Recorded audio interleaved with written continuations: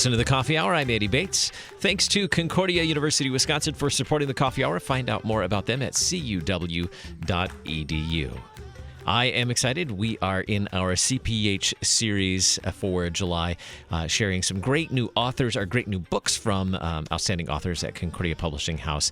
And excited to have with us today Christina Hergenrader, author of Shine, Sparkling with God's Love, her newest book from CPH. Also author of Family Trees and Olive Branches, Last Summer at Eden, God Loves Moms. Lots of great stuff from Christina, and so excited to get to talk with her today. Christina, thanks so much for being our guest on the Coffee Hour. Hey, Andy, thanks so much for having me. I'm excited to be here. Shine, Sparkling with God's Love. Now, I probably don't sparkle too much, but I know you had a specific audience in mind when you were writing this book, Shine, Sparkling with God's Love. Who did you have in mind when you wrote this book? This book is for teen girls who do love to sparkle and shine, and they absolutely do. So, yes, it's for teen girls, and specifically junior high school aged. We are so excited to introduce this new resource, and we're hopeful that youth directors, moms, grandmas, daughters will engage with it, because I just think it's one of the most fantastic books that I've had the pleasure of writing, and I'm so excited about it. Now, who were you picturing when you were writing? Were they girls from your teen years, or were you thinking of the teen girls in your life today? Who are you specifically talking to when you were writing this? That's a great question. So I am so blessed with 4 kids. 2 of our kids are girls. Katie is almost 15. Elizabeth is 12, and they are right smack dab in the middle of junior high and high school. And anyone that's listening who's had the pleasure of going through junior high and high school, especially as a girl, probably remembers some of the struggles. But Andy, things have changed, and we're discovering that because we have 2 girls and tons of activities and volunteering with girls and girls in and out of our house, we're realizing that there are new, unique challenges for junior high and high school girls specifically. And so I was picturing these girls that we do life with. We, with busy household and getting the chance to be with these girls, I just realized that there's a special dynamic happening right now in this moment with these teen girls, and it was so heavy on my heart that I help them, because they're struggling with a lot of different stuff coming at them. And when I wrote the book, it was the easiest book I've ever written, because it was like just a letter right to them, the girls that we have in our lives, and then nationally, the girls all over the country that I get to interact with on social media because of my other books. And so, yeah, it's been great. I've really been appreciative of how well it's been received, and pictured those girls, the ones that are in and out of our house. So you really do address pressure that these teen girls face today, and also helping them thrive. It's not just, here are the pressures that you face, but also aiming at helping them thrive. So what are the pressures some of the pressures, and we're not going to unpack the whole book, but what are some of the pressures that you address in this book, Shine? Yeah, so the pressure specifically for teen girls, the interesting thing that's happening is teen girls in general like to please. They like to be good girls, and they really like people to be happy with them. So that's been an element for, that's just teen girls. But what's happening lately is that this generation of girls, 2 things are happening when we talk about pressure. One is they've been told you can do anything. And we certainly, as adults and our generation, has given them opportunities to play soccer, try out for this show choir that travels. We have access to so much because of the internet and the digital age. The second thing is that they're also being told, because they have access to the entire internet, Pinterest, YouTube, they're seeing the best of the best. And the internet really celebrates the extraordinary. It really says the internet, here's the very best soccer player. Here's the very best way you can bake a cake.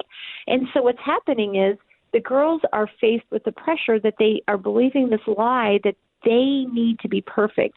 I need to do it all because I have access to all of it, and I need to do it the very best.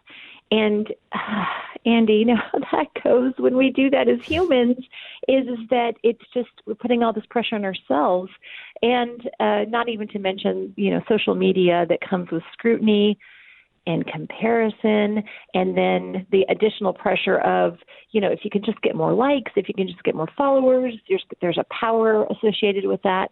And so the result of that is the girls are not thriving. Instead, they're kind of just suffering through this pressure they're putting on themselves. I see it with the girls in my own house and the girls I volunteer with. And I know that those people who are listening, who have daughters, who have granddaughters, or who work with youth, know what I'm talking about. When you really start to unpack what's it like to be a girl in junior high and high school and talk to them, some of the words you hear is, I'm not enough, I just feel so anxious all the time, I feel so depressed, I feel so frustrated with myself. And you mentioned thriving. Well, the next thing they do is they're looking for answers. And when they're looking for answers, they're going back to the internet for the answers, to social media. And this was what was so concerning to me, because we know as believers that going to those places to find answers is going to cause more problems and more scrutiny and more, pressure. And so they're not thriving. Instead, they're silently suffering. And that was why I wanted to write the book.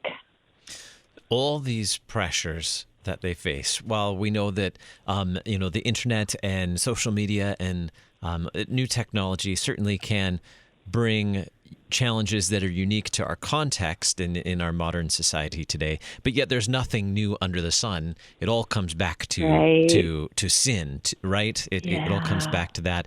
And so what is then, if we're talking about sin and the pressures and the hurt that we face in this world, what is the remedy to that? What is the God's response to that you share so generously in Shine?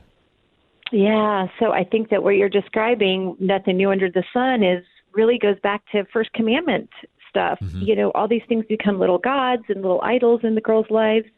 And, God's reminder all those years ago to his people, have no other gods before me, was his command out of love, because he knew that all of these things would eventually let us down. So what Shine is filled with is this real hope of, okay, here's the good news. You're already enough because you belong to Jesus, and through your baptism, he's adopted you. And because of that, you're loved. You have this real hope, and your identity is rooted in that. And your value is that you belong to Jesus, and you can put all your expectations on Jesus because he's already done work on the cross in every moment of your life. And that's the message of Shine. And I love what you said earlier, that we want our teen girls not only to survive these years, but we want them to thrive, because they are God's daughters and they do belong to Christ. And the world is watching to see, what that looks like. How is that different? And so Shine is about, so here's your identity. You are valuable because you belong to Christ. And now you have this opportunity to share that through the way you live differently. And it's about, there's chapters about, what's it look like then when the world lets you down? Where do you turn? How is God providing something deeper, something better, something different than these other things that we've all put so much confidence in that eventually let us down. And some of that's timeless. Boys are going to let you down. Friends are going to let you down. Even your family is not going to be able to keep up with your growing independence. However, the thing that is for sure timeless is God's promises and the way that he takes care of you, and how this can look in your life and different. And let me tell you, Andy, it's been just a great relief. We have had such an overwhelming positive response to that message. And that is just God's work through his word, because those words, packaged differently in this book are finding very fertile ground in girls' hearts, as we've seen the response, and girls so excited about that. We have just a couple minutes left. How do you envision your readers using this book? It's written in a way that certainly an individual could use it, but do you also picture this being used in a group setting as well? Yep, we've had some reports. We had a team of 65 moms and daughters who did this as a Bible study together, and that worked fantastic. I would love for listeners to use it like that because it really gets the moms and daughters talking. There's journal prompts, but there's also lots of discussion questions. And with my own daughters, but also the launch team that reported, those discussions have been just priceless because they get people talking after they read a story, which is always the best way to start, opening up. The second thing is we have had great response. We've had a couple groups already do it for retreats, confirmation retreat, in the summer, and also a lock-in. And the youth leader is able to take some different chapters and read it and then get the girls, engaged with that.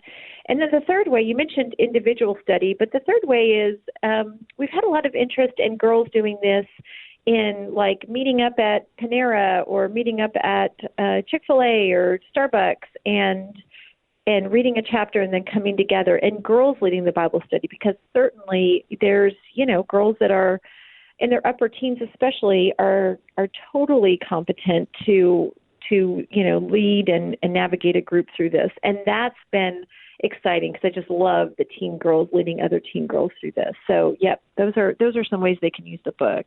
Absolutely. I could see this also being a great resource to some of our American Heritage Girl troops as well. Yep, it sure can. Yep, that's great. Our guest today, Christina Hergenrader, author of Shine, Sparkling with God's Love.